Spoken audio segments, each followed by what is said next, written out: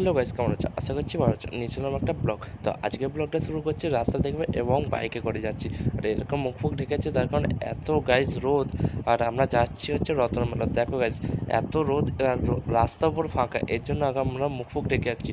তারপর প্রায় রতনমেলার কাছে এসে আমরা ভিডিও মারতে শুরু করলাম, কারণ রোদে তো ভিডিও বানানো যাবে না, তাই রতনমেলা পুরো সামনে এসে ভিডিও মারতে শুরু করলাম। চলো, আর 1 মিনিট বাকি রতনমেলা যেতে। দেখো গাইস, এখান থেকে পুরো ভিড় শুরু হয়ে গেছে। তারপর গাইজ আমরা বাইকটা পার্কিংয়ে রেখে আমরা হেঁটে হেঁটে চলে এলাম রতনমেলার সামনে। ওই হচ্ছে মন্দির, আর এখানে যা ভিড় হয়েছে যাওয়াই যাচ্ছে না বেশিরভাগ। আর চলো আস্তে আস্তে আমরা যাচ্ছি।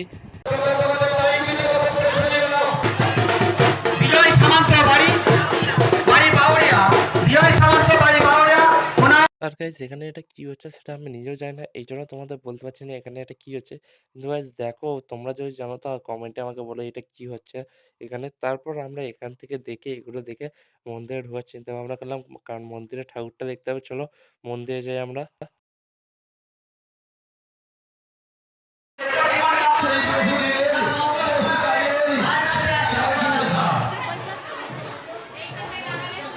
আমরা ঠাকুরটা দেখে বেরোচ্ছিলাম আর দেখি কত ভিড়। আর এই হচ্ছে সেই ঝাঁপ দেবে, নারকেল গাছের হাইটের ঝাঁপ। আর আমরা এখানে নিচে এসে একটু ক্যাদ মারছিলাম, তারপর দেখি এদিকে ঝাঁপ দেওয়া শুরু হচ্ছে।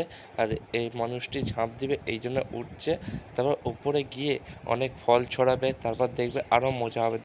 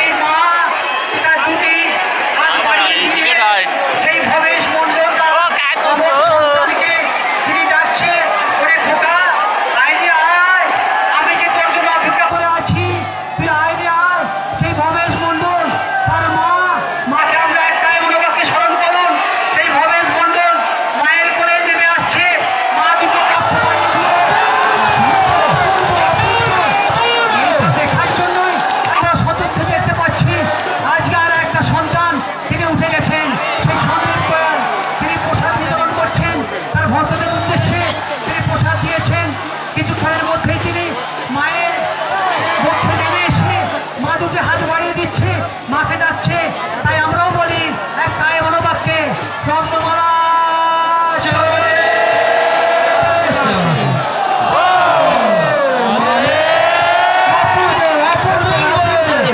থাকবে, এলাকা ছিঁড়ে যাবে না, এলাকা মুছে যাবে না, এলাকা ভেঙে যাবে না।